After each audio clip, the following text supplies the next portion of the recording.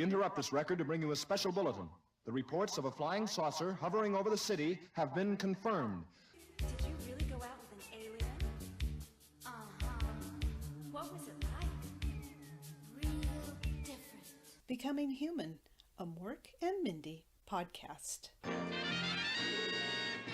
Hello, listeners. This is Paula Schaffner with episode 90, Gotta Run, Part 3. This first aired on May 20th, 1982. The IMDb synopsis is, as a result of his notoriety, Mork is faced with fans, marketing executives, and Kalnick. This was the last episode directed by Bob Claver, and it was the fifth and last written by the team of Al Eisenstock and Larry Mintz. They had previously done the Necrotons two-parter, the episode The Way Mork Were, and the wedding episode. And I have to say that with the exception of The Way Mork Were, which was a clip show, this is just not on the level of their other scripts, but I will get into that. This time, the last time on Mork and Mindy, shows Cal calling his mom, Mork saying, "You're from Neptune?" Cal introducing himself, Mork saying, "You live on Earth? Me too." Then Mork telling Cal no one calls his son a mutant and telling him to take a hike. Cal saying, "You'll live to regret this, Orkin," and the door blast. Mindy taking Tracy's hand literally off of Mork. Mork saying that Tracy is an android, and Tracy saying she's also a bomb, and then the explosion. Mindy saying that they're never going to see this place again. The Jeep at the Arizona border. Mindy asking why Cal wants to kill them, and him saying that they were throwing a monkey wrench into his plans. Mindy attacking him with a fire extinguisher. And then Mindy's voiceover saying nothing's going to stop Kalnick's men because they think that Mork is the alien who's out to take over the world, and they're going to keep hunting until they find him. Meanwhile, we see the tan van pull up alongside the Jeep, and Cal's two henchmen shooting guns at the Jeep as Mork drives off. Then we have the family at the campsite as Mork talks about his plan to tell the whole world that he's an alien. Mork is the most famous man in the world, and I'm offering you your own primetime television show. Oh man, this is so fast. About 4 days ago, I was having dinner with a lady friend of mine at my favorite Italian restaurant. I won't give it a plug, but you know which one I'm talking about. At the one where the Pope eats when he's in town, so you know it's coming. Anyway, in the bar, the TV's blasting away about some alien from another planet. Well, I'm not buying it at first, but for gosh darn it, I turn out to be wrong. Anyway, he's here with us tonight, and he truly is a spaceman from another planet, and he's here to tell us all about it with his earthling wife. Will you please welcome to the stage right here, right now, Mr. Mork and Minnie McConnell.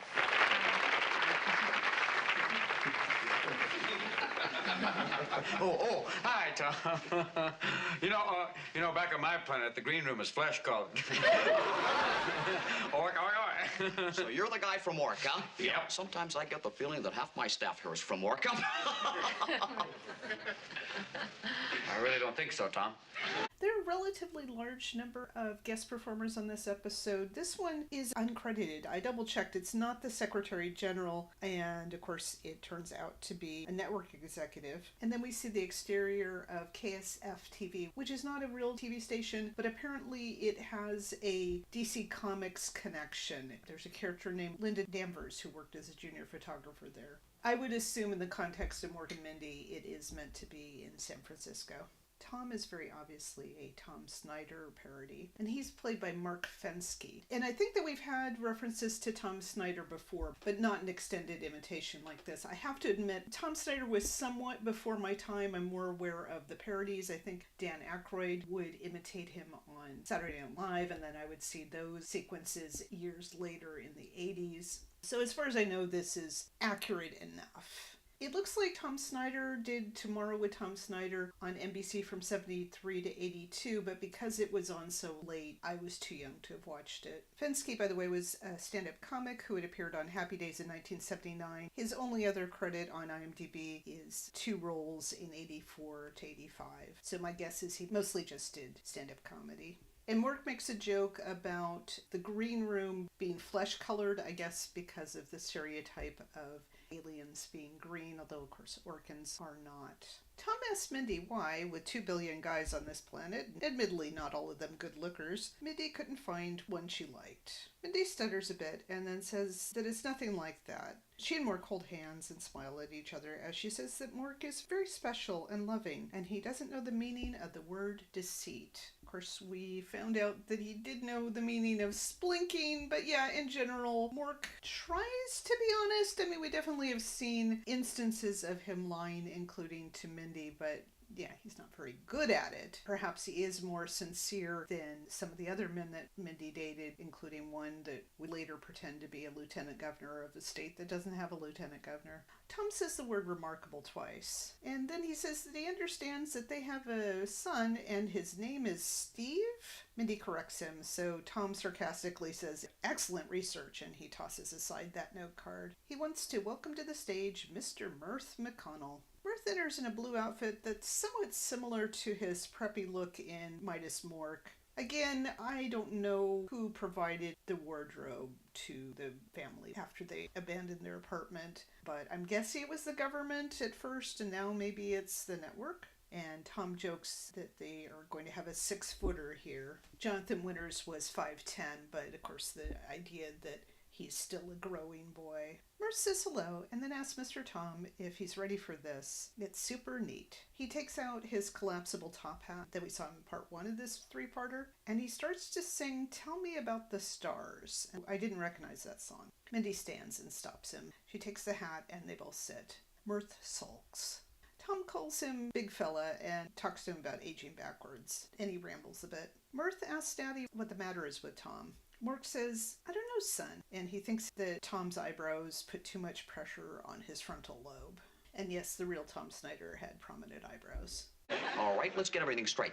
Mom's a cute little Boulder gal who obviously prefers men from another planet, and Dad's a space jockey. And well, now you're all famous, and there's even talk of a TV talk show, and you'll probably be put against old Tom here, huh?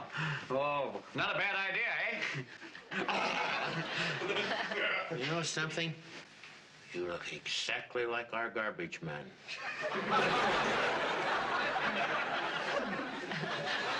Tom, you see, one of the reasons we're considering a television show is we feel that it's the most effective way to reach a large number of people. See, Mork hopes to promote a cultural exchange of understanding and respect between our two worlds. Right, Yeah, Mork? oh, very much so. I mean, that being on Battle of the Network Stars. Excuse me?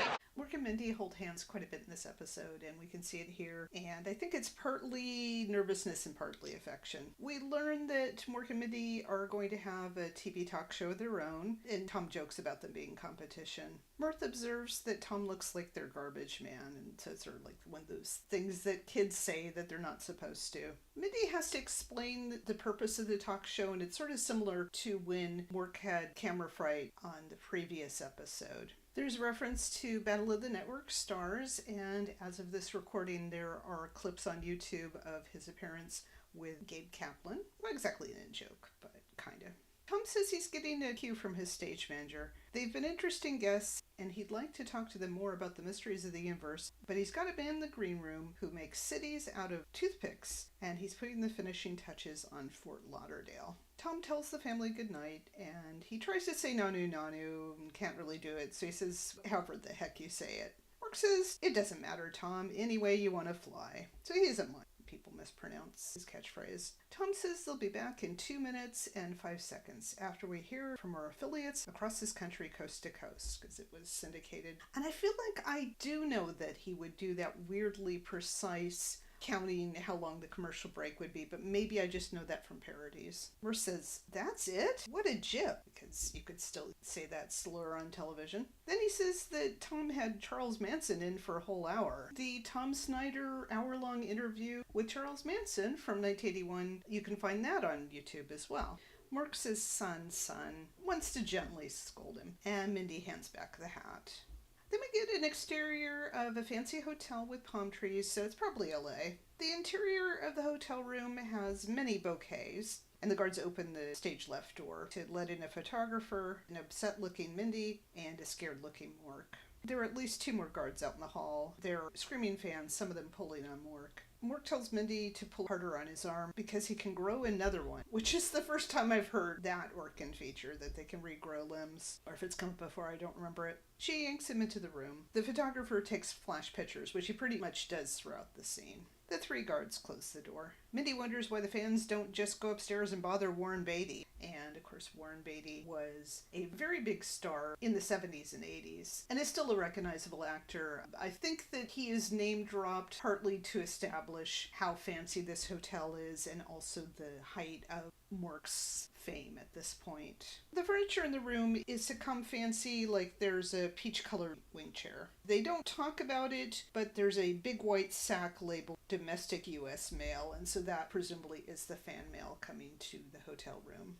Mindy calls to Mirth and then says, "Oh, hi, sweetheart." He enters from stage right in the same outfit from the TV studio, and so this is probably just a short time later. He's accompanied by a preteen boy in a 3-piece suit who's holding a pen and notebook. Mirth says, "Hi, Mommy and Daddy." Mindy tells him, "We made it." So maybe he came to the hotel in a different cab or something. Mirth says he was just talking to the press here. Then he says to the reporter, "That is off the record, isn't it?" The reporter nods. I had the feeling that there were some cuts in this scene. This boy reporter doesn't have any lines. He is listed in the credits as Scotty, and that made me wonder if maybe it was originally a role for Scott Marshall, Gary's son. In fact, he's played by Keith Coogan, who sometimes went under the name Keith Mitchell. He's still alive as of this recording. Even before this episode, he started in the TV movie Stickin' Together in '78. He appeared on Super Train, Love Boat, Fantasy Island, The Waltons, Little House on the Prairie, 8 is Enough, and so on, including a significant appearance on Laverne and Shirley, where he is the son of a separated man that Shirley is dating, and he actually connects more with Laverne, Lenny, and Squiggy. After this, he continued to work steadily, including 2 credits from 2024, and I most know him as Kenny, a scene-stealing role in Don't Tell Mom the Babysitter's Dead from 1991, where he has the immortal line, "Dishes are done, man." So it's kind of a shame that at least what we see on the screen is just him nodding and writing. He could have done a lot more with this role.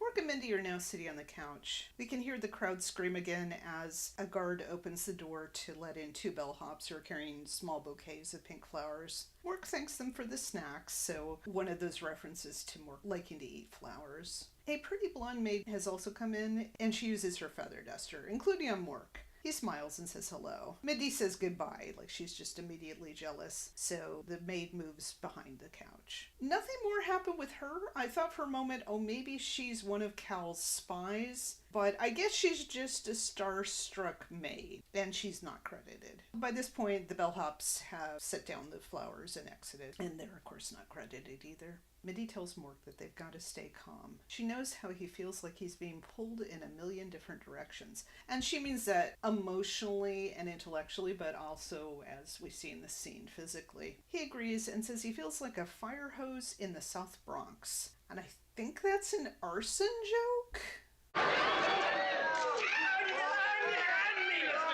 Don't you know who I am?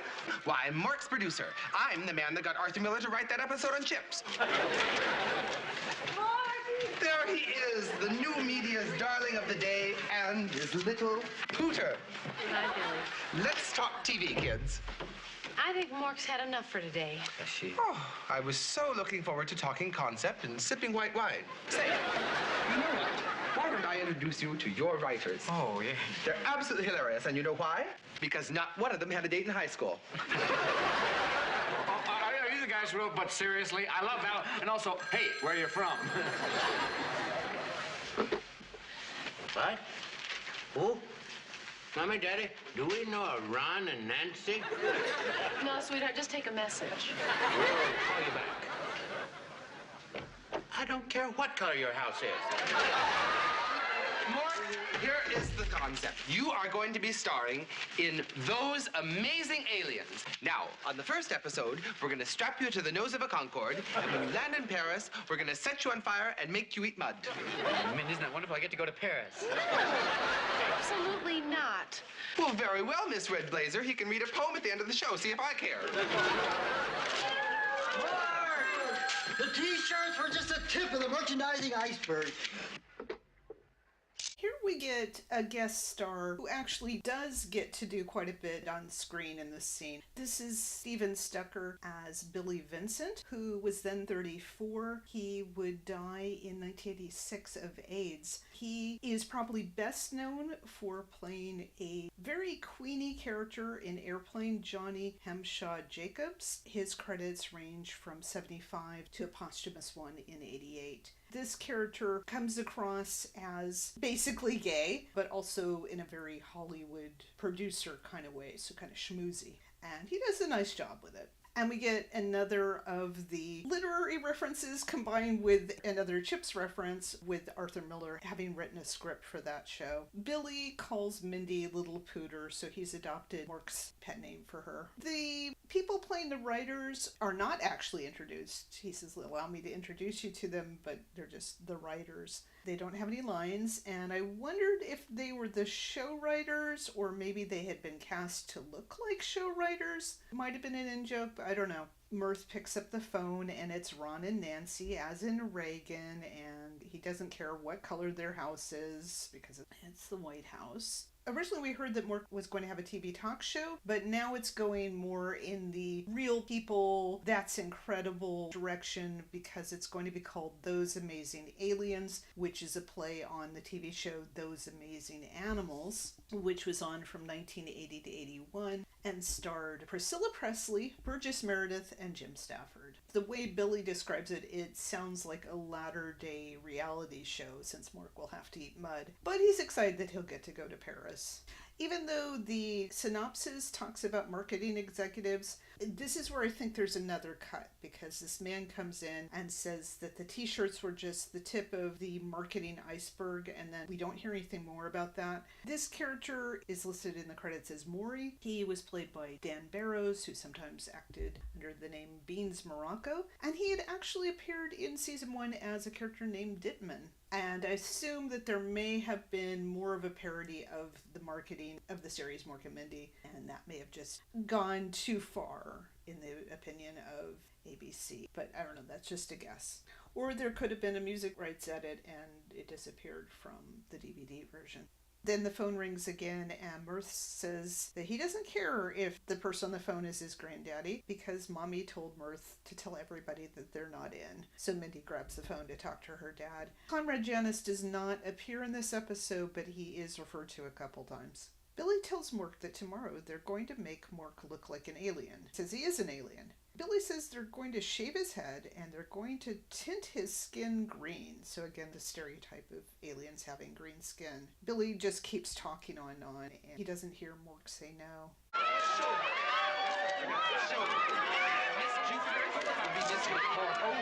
that's right. We're going to go. Tomorrow we're going to make you look like an alien. We're going to paint your face green, put a little point on your forehead, shave your head, and then we're going to have showgirls. We're going to have an staircase. We'll have Miss Jupiter, and we're going to have Miss Pluto, and then at the top of the staircase, I'm going to play the sun. This part is directed like a nightmare with fisheye lens and the crowd grabbing and smiling in a sinister way. I'm not sure, but I thought I heard Billy say, and then they're going to get showgirls. And I felt like that was a dig at Gary Marshall, who tried to produce 2 sitcoms about showgirls. The first one, Blansky's Beauties with Nancy Walker, and the second one being a revamped version of that called Who's Watching the Kids, which I talked about previously because Tammy Lauren was on there, along with Scott Baio, Linda Goodfriend, James Belushi, and others. And then Mork escapes. And Mindy presumably doesn't notice immediately because there's so many people in the room, and she's talking to her dad. Then, after all the upheaval of them going to Arizona and California, we find ourselves with the sunny daytime exterior of the house in Boulder with the flowers blooming. Mork enters in his orange and black shirt and his suspenders, so at some point he must have been able to get back into his regular clothes. The living room is still in shambles, but there are also boxes labeled things like living room. I noticed that the broken window now shows a tan house with a chimney, so I don't know if they changed the background or just photographed differently. When Mork enters from the bedroom, he's holding another box and he sets it down. He picks up a broken clock and hangs it on the wall. I noticed that the plants are mostly in surprisingly good shape, but there is one fern that's just flattened on the floor. And that's one thing about Mindy's living room. It's always just been this really warm, inviting place, and the plants were part of that. I thought that was a nice symbol. Then we see Mindy in the doorway, and she's wearing a trench coat. And she shows up just as the clock falls, so Mork doesn't notice her at first. And then she says that she knew she'd find him here. She figured he would go back home. Oh, man. Oh. I couldn't take the pressure. I mean, all those people hounding me, man. How does Slappy White do it? Kelnick gave us no choice. But all the notoriety hasn't changed us. No. Where's Mirth? Well, he's getting a star on Hollywood Boulevard today. Don't worry, he's with Dad. Oh. I mean, what's up for us next? I mean, are we going to end up like every other American flash in the pan, be making spaghetti westerns in Italy? Oh, Mark, I wish I could tell you all this is going to change tomorrow, but I can't. Boy, you're about as cheerful as an East Berlin cheerleader. Eine Schatz, eine Üde, eine Kabime. I'm not finished yet. This is actually one of their nicest hugs in the series. It's relatively long, and it's them reconnecting. You know, they've gone through so much, and now they just want to hold each other. Mork couldn't take the pressure, and that's the pressure of being a celebrity. And of course, this came up on the episode where Mork met Robin Williams, and he saw this from the outside, and then he was mistaken for Robin and tried to understand why the fans would act like this. And now, of course, they were grabbing him and pulling on him and needing him as him, not a mistake. And of course, at the same time, not really knowing him as a person. I didn't really know who Slappy White was. He was born in 1921, died in 1995. He worked with Red Fox on the Chitlin circuit and apparently appeared on Sanford and Son later. I may have seen him on TV, but mostly he was a stand-up comic. So it's kind of like referring to Moms Mabley in that other episode, although I think she's still much better known. So I guess it's supposed to be ironic that he is referring to this relatively obscure comic. Oh, and it looks like he appeared on Friars Club Roast. His name was used on an episode of Seinfeld entitled The Money, in which Seinfeld used Slappy White as his own name.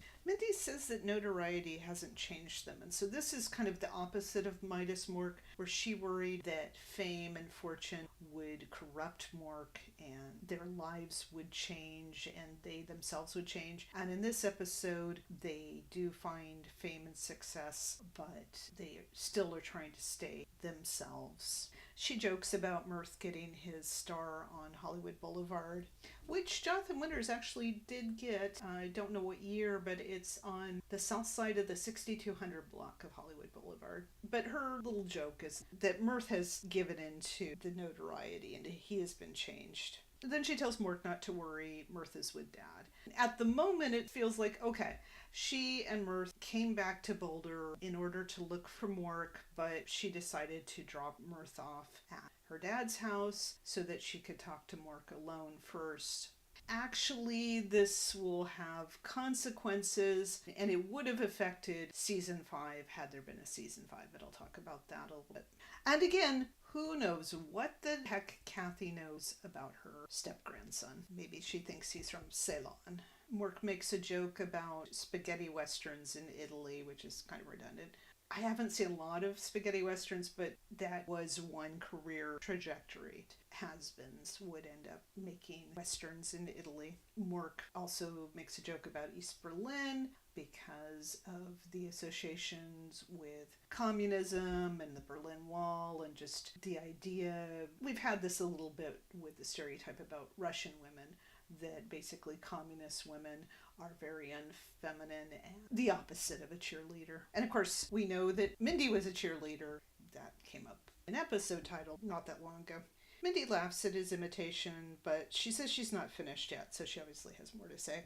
She has him sit down on what's left of their couch, and we can see that there's a cushion missing. And again, this is part of the warmth of the apartment, this red couch. It's always looked very inviting, and almost everybody who has come to visit them has sat on that couch, and she and Mork have had heart-to-heart talks, and Mirth as well. The couch is fractured like their lives, but yes, they could afford to buy a new couch, but there's only so much time left, which they don't know. Mindy holds Mork's hand and says what they've got to do starting right now is to take control of their lives. Although she was not as frightened by the crowds, she does want to limit what effect this fame and notoriety is going to have on their lives. Well, I know what I want right now. I mean, nobody can make us do anything we don't want to do. Unless they've got a great big outer space ray gun. Ah, ah, ah, ah, ah.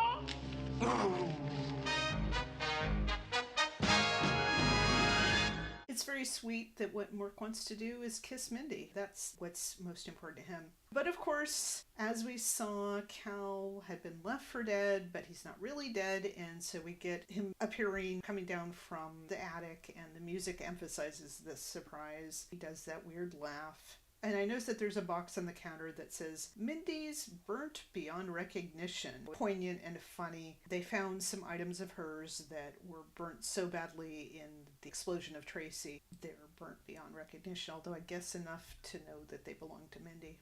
When we come back from the commercial break, Cal tells them that they've got 30 seconds to live, although it'll turn out to be quite a bit longer. He starts counting down very quickly, but Mork tells him that he's too fast, and he demonstrates how to count with 30 Mississippi, 29 Mississippi, because he's counting backwards. And Cal joins in. Mindy tells Cal to stop it, and she calls him crazy. She says he needs help, meaning psychological help.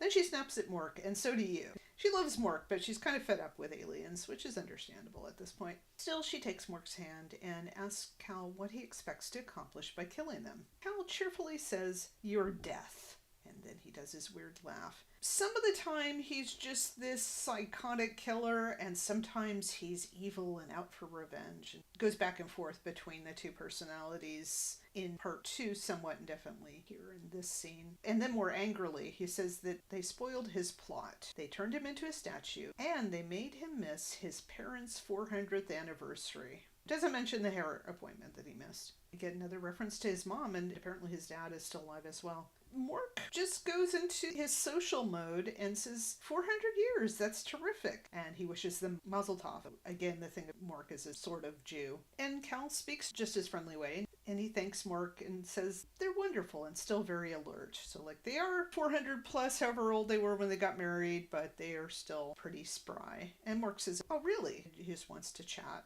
Mindy asks Cal, don't we deserve to see our first year anniversary? And then Cal is angry again, and he says, not the way you cook. I saw you on Merv the other night, meaning Merv Griffin, who I think we've had references on the show before.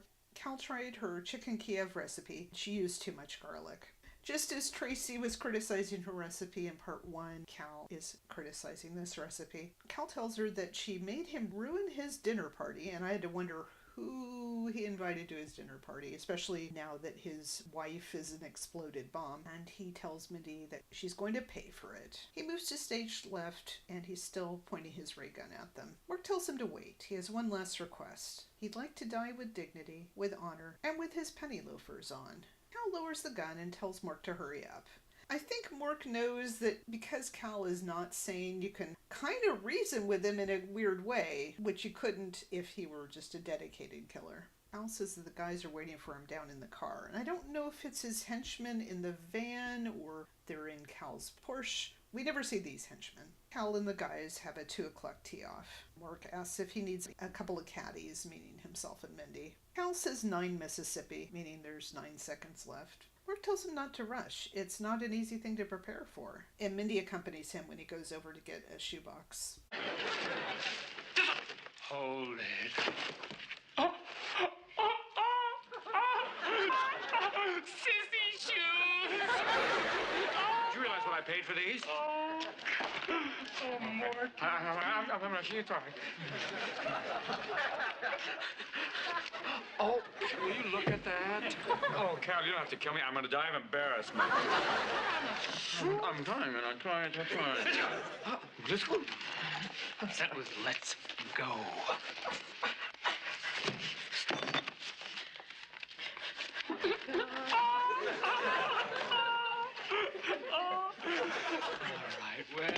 All right. Well, you've been a lovely couple, but it's time to play. You'll lose your life. Well, thank you, boss. It's nice to see you too, because there's no place like Rome. There's no place like Rome. There's no place like Rome. There's no place like Rome. Come back here! Come back here! More! Mindy! What are you gonna do to kill somebody around here? Time travel shoes. Ruby red, size 8. I fell for the oldest time travel trick in the books. Sorry, guys, I can't play golf today. I gotta go kill Mork and Mindy.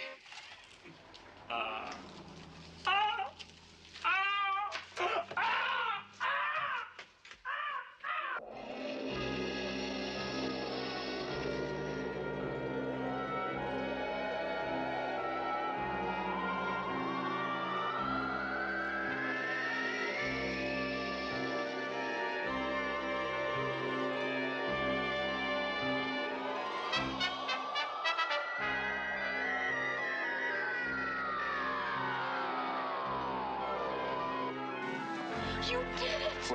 Last episode, I wondered if the Wizard of Oz parallels were deliberate, and yeah, there was a Diana Ross in the Wiz reference. Here, this is one of the most overt Wizard of Oz connections. Mork actually has ruby slippers that he can travel in. Cal calls them sissy shoes because he just doesn't take them seriously. And yes, there is a gay connection to the Wizard of Oz, but I think in any case, sparkly red shoes would be considered effeminate. Mork has a hole in his sock and he's embarrassed about it. I don't know who does sock mending in his family. Maybe he does. Cal does a bad Groucho imitation. I'm not sure if it's meant to be bad. So then Mork does Chico, and he says, "No place like Rome." I think because Chico was an Italian stereotype, of course played by a German Jew. No place like Rome, like no place like home, Wizard of Oz. And after we get the special effects of Mork and Mindy disappearing, Cal looks at the shoebox and you can see that there's some alien writing on the side of the box. And I don't think it matches up to the alphabet that we saw in Merce School, but I don't know that it's necessarily Orkin. Cal realizes that these are time travel shoes. Ruby red, size 8. Ruby, emphasizing that they're the ruby slippers, and Mork's feet are size 8, apparently.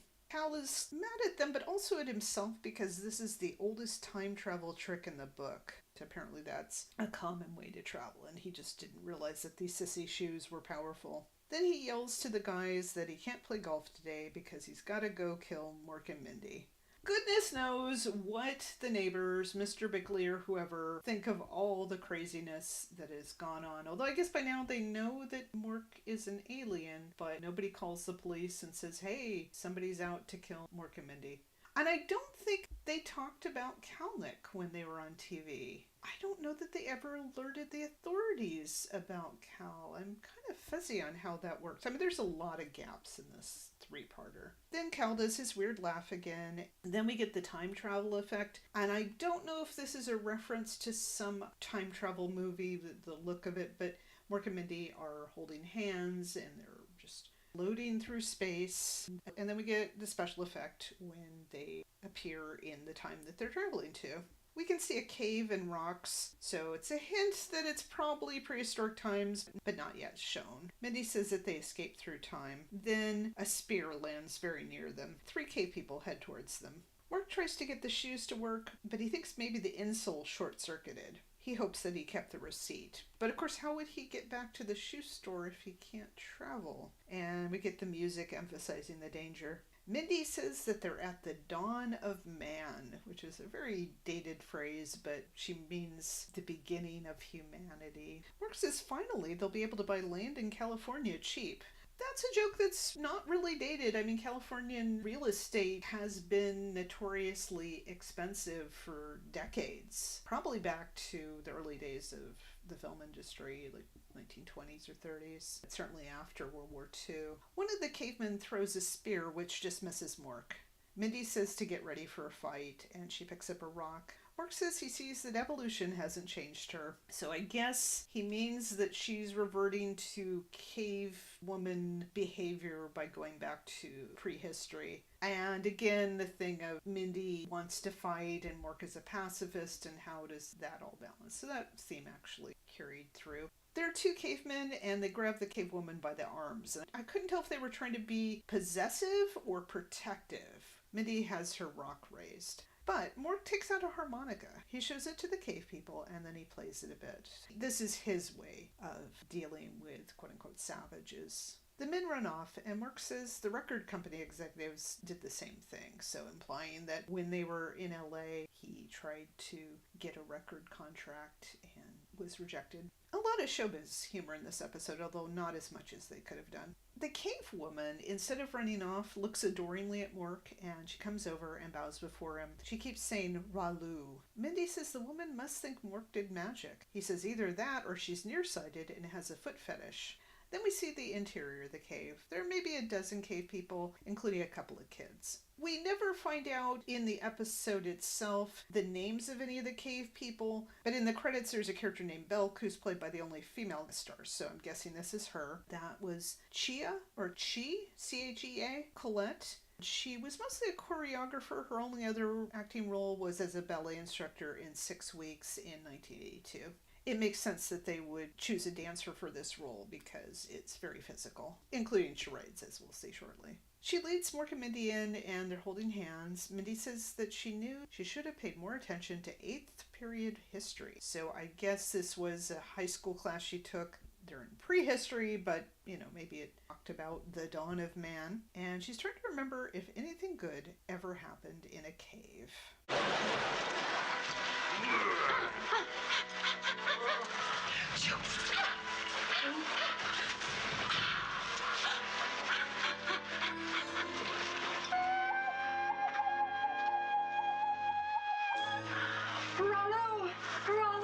Oh, Mint, if we play charades tonight, I want her on 19. Macho.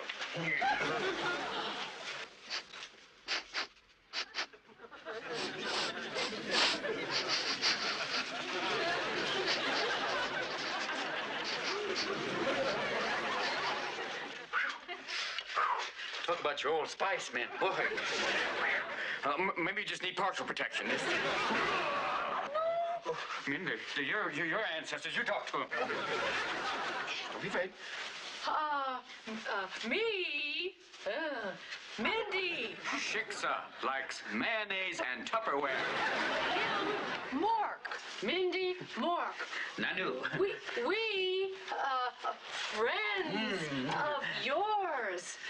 We come here from Boulder, Colorado. Many moons from here.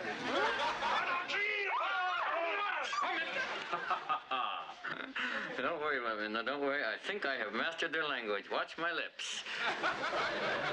Pikea moeae deo.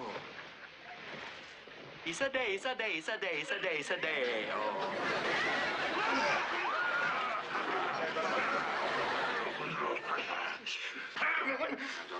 Look, Chibus, listen. Oh,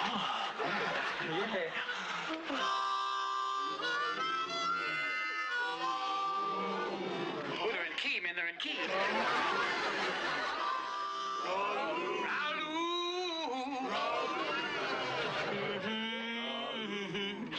Ralu. Sometimes you raw win, sometimes you raw lose.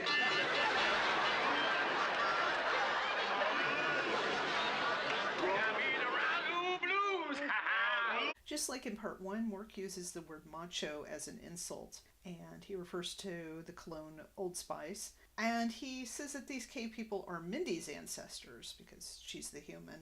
And he refers to her as a shiksa, probably for the last time on the series. And he tries nanu nanu on them. And it was cute that Mindy points to a rock in order to indicate they're from Boulder. And Mork turns the word Deo into the Daylight Come song. Then he takes out his harmonica again, and this time their chants turn into a blues song. So he's using music as a way to bond with people, which we've seen him do with modern day Earthlings. I think that the big guy who might be the chief of the tribe and the one that Mork calls Macho is Ibu, as it's listed in the credits. And he was played by John E. Bristol. On IMDb, there's just listings from 1980 to 84, including playing the Hermit and Bear in Popeye. So I'm guessing that that's where Robin Williams met him. The next scene is presumably set at night. The cave people are asleep in clumps, cuddled up like kittens or puppies. Belk enters with a bone with meat on it, which she offers to Mork and Mindy. Mindy says her doctor told her she should cut down on raw zebra. I don't know how she knows it's a zebra. Maybe Belk pointed at a cave painting and said, "Do you want some of that?" And Mork says no thanks. He really doesn't like mastodon tartare, so he thinks it's a mastodon. He plans to stick to bark because he needs the roughage. He's trying to fix the shoe with the flint, and Mindy says she's freezing to death. She wants to get home to their family and a warm bed. He misses plumbing, and she says she'd like some clean clothes. She's surprised when he says he misses Frank Gifford, and he's surprised that she doesn't. I think Frank Gifford has come up on the show before. He lived from 1930 to 2015. He was a professional football player and then later a sports commentator, but he was also an actor. And yes, he would later marry Kathy Lee Johnson. Mork points at one group and says if Mindy is freezing to death, she should go over there and pile on. That big guy over there would make a big pillow. He's not jealous. He knows that it's just cuddling for warmth. Mindy says, look at them over there, heaped together like that. She feels so sorry for them. Mork thinks they look like a dessert cart at a cannibal restaurant. There's a visual. Mindy says, look how hard they have to fight to survive against animals and enemies and the brutal climate. So I don't know if this is supposed to be set during the Ice Age. I mean, it didn't look that cold during the day. It's funny she's saying this because she's actually wearing a fur cloak that somebody in the tribe gave her. Mindy says all this tribe has are a couple of crummy weapons, meaning the spears. They don't even have a fire. She wants Mork to help her gather some twigs. He tells her she doesn't have to clean up. She's not going to invent maid service, is she? She says she's not cleaning up. She's going to make a fire. He tells her to think about what she's doing here. She could be altering the course of history. The Wright brothers would be wrong. The Righteous brothers might end up atheists. Puns. And I think people still know who the Wright brothers and the Righteous brothers are. And it's an interesting discussion because, although they don't go into it too much, how much can you do in the past without affecting the rest of history, especially that far back? She says all she knows is the discovery of fire predates cave paintings by thousands of years. So that's something that she learned in 8th period history. She thinks that this tribe somehow lost that knowledge. All she's doing is giving it back to them. So another thing going on here is that Mindy likes to help people and she likes a cause. And so she's taken up the cause of the cave people being able to survive these cold nights. Wouldn't you want someone to do it for your son? Oh, yeah, I guess you're right. Help me with the fire. I'm gonna do it. Keep blowing. I'm gonna give these people a better future. Keep going. It's starting to work. Keep blowing. Keep blowing. Oh, you inventors are so temperamental, man. It's starting to smolder. I can't believe it. You know, I saw this on Grizzly Adams, but I really didn't think it was going to work. Do you realize what's happening here? I'm going to give this tribe a new lease on life. Can you bring that light over here? Pardon me. How's this, hon? Oh, that's much better.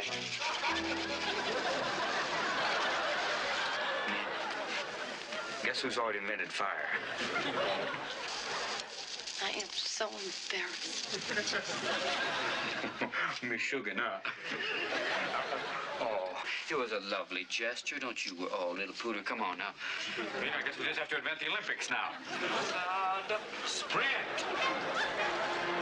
because they're small boys in this tribe. They think of their own son and what they would want to do for him. And we again see Mork and Mindy hand-holding. And Mindy says that she wants to give these people a better future. Mork wants to be supportive, and so he's blowing on the fire to get it going. And it starts to work, and she refers to Grizzly Adams, which was an NBC TV series that ran for a couple seasons in 77 and 78. And it was loosely based on a real California mountain man. Then Mindy finds out that they already have fire and they're using it for torches. I don't know why they didn't build a fire in the cave, but maybe they felt it was less important, and maybe they don't have enough sticks. Poor Mindy, she's embarrassed, and it's a contrast to part 1 of Gotta Run, where she was embarrassed that she was making false predictions about Cal, although of course the real Cal turned out to be a monster of a different sort. And Mork calls her Meshuggah, so again Yiddish, and he calls her Little Pooter, and then he makes an Olympics joke, which of course the Cave people don't get that either.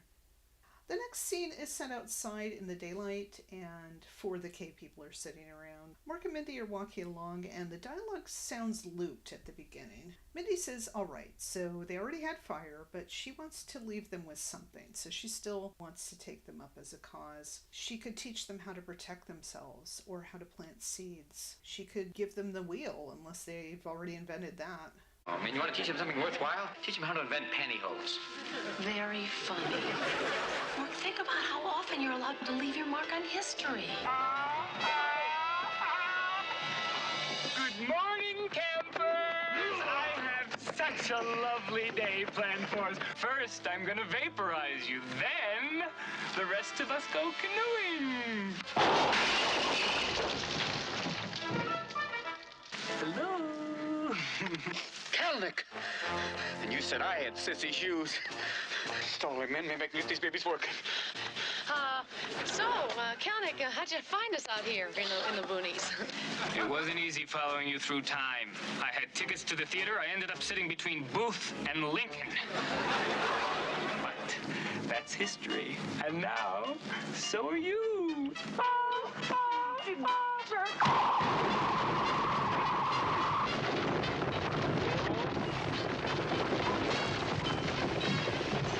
Here goes nothing.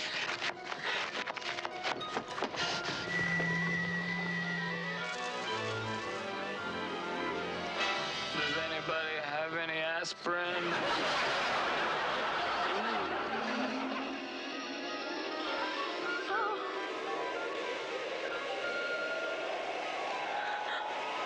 Oh, look, I'm scared. Oh, don't be, Min. Just hold on. I don't know what's in store for us. But whatever happens, we'll have each other. Oh.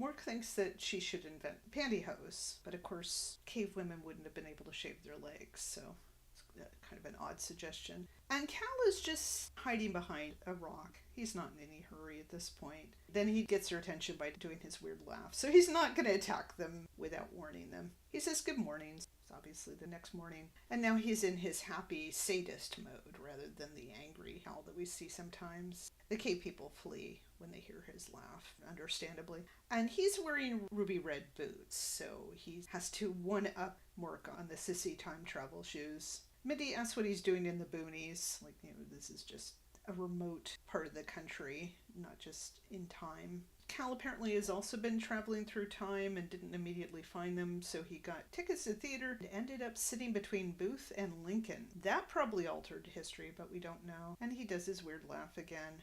Mindy is able to redirect the ray gun so that it shoots up a hill and then we get an avalanche, and I'm guessing that that's stock footage. Once again, Cal is not actually dead. He's just buried under the rocks and he wants aspirin, so it's like he's got a headache. He's conscious and he's able to talk. And we again see Mork and Mindy traveling through time. She's scared, understandably. Mork says he doesn't know what's going to happen, but they'll have each other, which is very sweet. And then we see a cave painting of Mork and Mindy. So they did affect the cave people's lives enough to be immortalized. That we don't know if any modern people will ever see that. Understandably, there's once again not a report to Orson. We'll see what happens next week. In a sense, this is the last episode. What happens next week is its own category. We have Mork and Mindy suspended in time. Where will they go? What will they do? And season 5 was going to be about their adventures traveling through time and space. This actually was the premise of the cartoon Fonz and the Happy Days Gang, which aired from 1980 to 81. Although there they were not being pursued by an angry Neptunian, they were actually in a spaceship with a friendly but somewhat incompetent female alien. And as you know, the Mork and Mindy cartoon took us back in time to Mindy in high school. Mork and Mindy did not get renewed.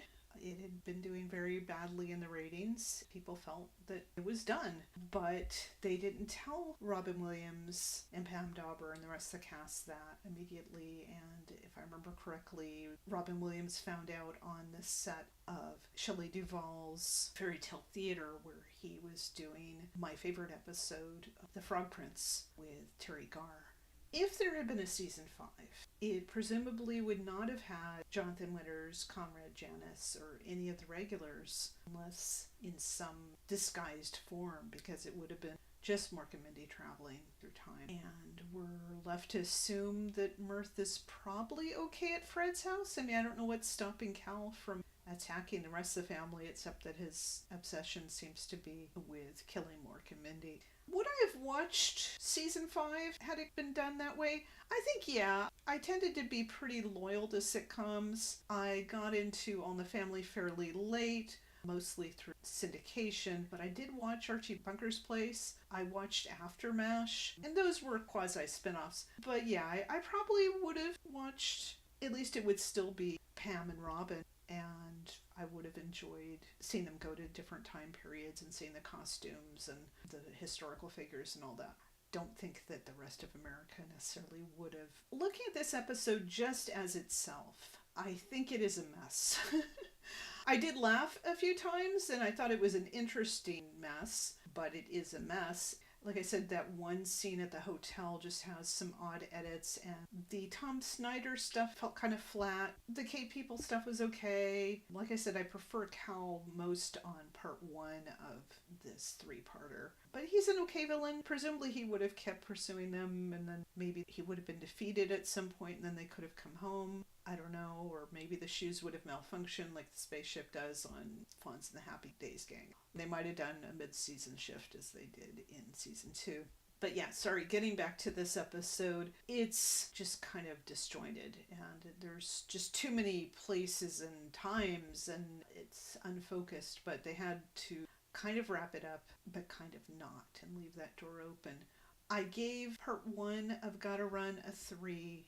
I really did like the guest star performances, but I gave part 2 a 2.5 because I just felt like the Fat Farm stuff was unnecessary. I'm going to go with a 2.5 again on this. This has potential. It's an interesting way to go with things, but yeah, too scattered. I also rate each of these episodes on a 0 to 4 heart scale, which measures how well it promotes and supports the romantic relationship of Mork and Mindy. And in a sense, it's not a romantic episode. They are fleeing for their lives again, but there's also a lot here about their bond as a couple and as friends, that symbol that they have to hold hands to travel through time, and they need to rely on each other for so much, and navigating the craziness of Hollywood and dealing with cave people. Definitely a bond. And of course Mirth, who has for me really disrupted what I wanted to see of Mork and Mindy as newlyweds, has been gently pushed off stage. So we're back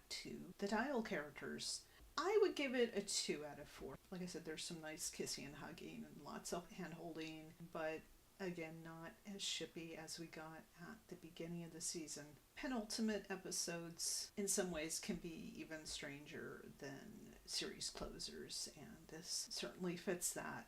I don't think it was intended to be the next to last, but I will talk about that more next time. 2.5 eggs? 2 hearts. This is Paula Schaffner with Gotta Run Part 3. If you fall, I will catch you. I will be waiting time after time. Well, Gabe, you got second place, but maybe the viscosity of the water on the planet Orc is a little different than here. Ah. Velocity sulla calma, unina mana. He said something about my mother. I didn't like exactly what he said. Second place isn't bad. 25 yards long way, Marion? It's longer than I thought it would be.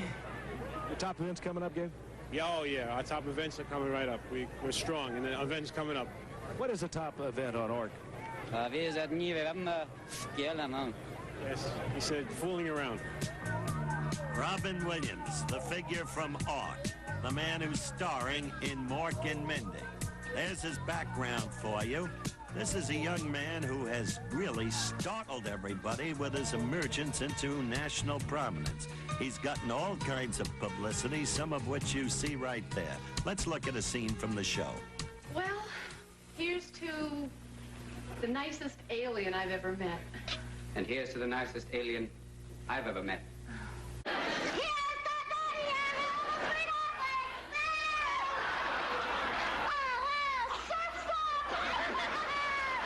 An overnight star, so you have to wonder what his reaction is to his newfound fame.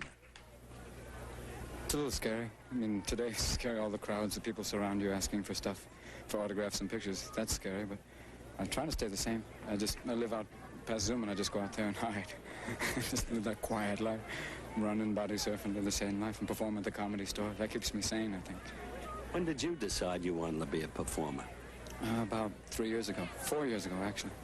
I left. I was going to Juilliard School of Acting. With Hausman was the headmaster. And that's what I made the decision then. Then I left school after 3 years and started taking up stand-up comedy as a release. And then ever since then it's been picking up. I was trained to be a Shakespearean actor. In fact, sometimes I think 4 years at Juilliard, and look now. You enjoy the show? Oh, I love doing it. So far, I can't believe I get paid to do it. That they give me free rein to improvise, and they give me basically it's just a premise, and I say, okay, do what you want, and I do. I can't believe it.